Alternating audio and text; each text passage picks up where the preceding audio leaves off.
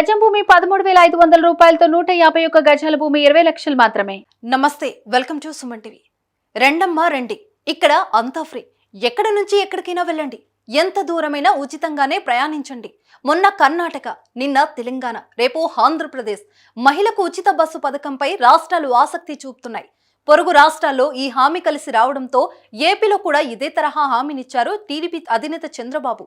వచ్చే ఎన్నికలో టీడీపీ గెలిస్తే మహిళలకు ఉచిత బస్సు ప్రయాణం కల్పిస్తామని ప్రకటించారు.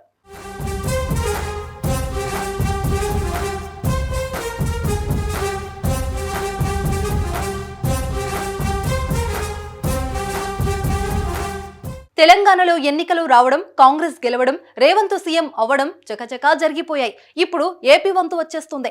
త్వరలోనే ఆంధ్రప్రదేశ్లో అసెంబ్లీ ఎన్నికలు జరగనున్నాయి. ఫిబ్రవరి లేదా మార్చిలోనే ఎలక్షన్ నోటిఫికేషన్ వచ్చే అవకాశం ఉంది. దీంతో రాష్ట్రంలో రాజకీయ వేడి పెరిగింది. ఒక పక్క టీడీపీ, జనసేన కలిసి వస్తుంటే వైసీపీ మాత్రం సింహం సింగిల్ గానే వస్తుందంటుంది. ఎవరికి వారే స్పీడ్ పెంచారు. విజయనగరం వేదికగా టీడీపీ, జనసేనలు ఎన్నికల సమరశంఖం పూరించాయి.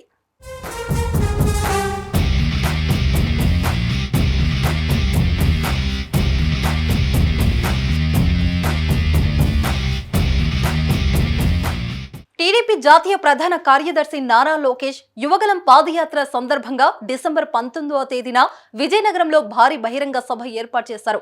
ఈ సభలో చంద్రబాబు, పవన్ కళ్యాణ్, బాలకృష్ణ పాల్గొన్నారు. దాదాపుగా 10 ఏళ్ల తర్వాత చంద్రబాబు, పవన్ ఒకే వేదికపై కనిపించడంతో రాష్ట్రం నలుమూలల నుంచి టీడీపీ, జనసేన శ్రేణులు భారీగా తరలివచ్చాయి.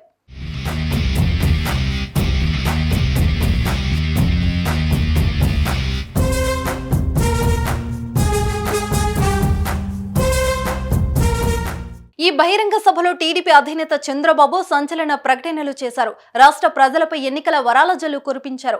ఏపీలో టీడీపీ అధికారంలోకి రాగానే ఆర్టీసీ బస్సులో మహిళలకు ఉచిత ప్రయాణం సదుపాయం కల్పిస్తామని హామీ ఇచ్చారు. ఆడబిడ్డలకు ఉచిత ప్రయాణ సౌకర్యం కల్పించడానికి ఇప్పటికే నిర్ణయం చేశాం.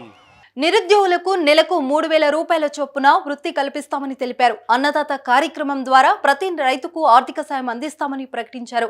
అతి త్వరలో టీడీపీ, జనసేన ఉమ్మడి ఎన్నికల మేనిఫెస్టోను విడుదల చేస్తామని తెలిపారు. టీడీపీ, జనసేన అధిష్టానాలు ఏ నిర్ణయం తీసుకున్నా కార్యకర్తలు వాటిని పాటించాలని కోరారు. 20 లక్షల మందికి ఉద్యోగాలు ఇప్పించే బాధ్యత 5 సంవత్సరాల్లో ఈ అలయన్స్ పార్టీలు తీసుకుంటాం.